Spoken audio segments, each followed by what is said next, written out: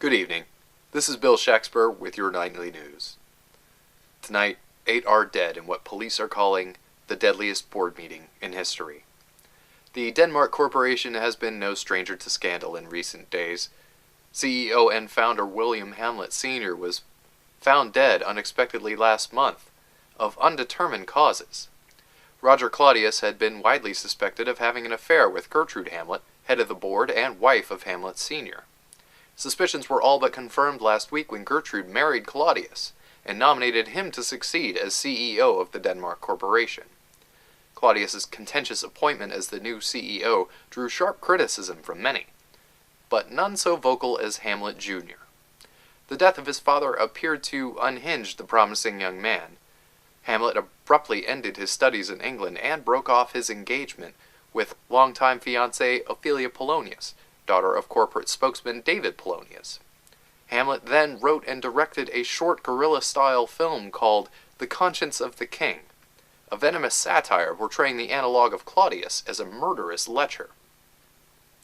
Denmark Corporation spokesman Polonius dismissed the film's accusations as bitter propaganda from a sick, grief-stricken child, but critics and officials took notice.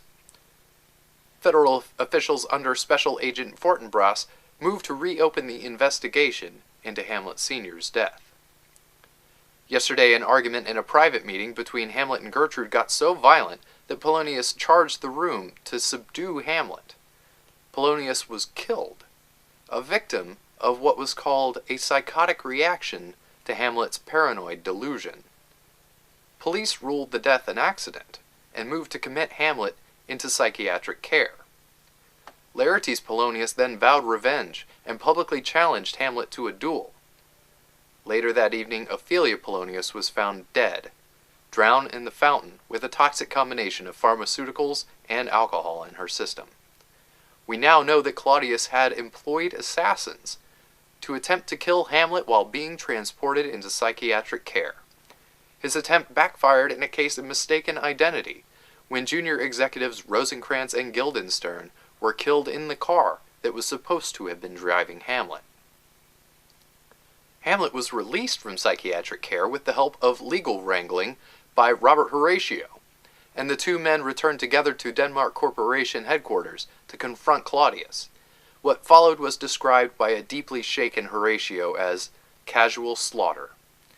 When Hamlet arrived, a savage fight immediately broke out between Hamlet and Laertes. Claudius took advantage of the chaos and quickly moved to poison Hamlet. Claudius's scheme backfired again, and the poison cup intended for Hamlet claimed the life of Gertrude instead, and then Laertes. An already mortally wounded Hamlet then attacked Claudius, and both men died in the struggle.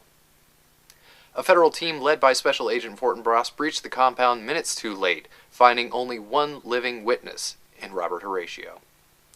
Fortinbras described the scene as tragic, but somehow familiar, as if the story had happened before and would likely happen again.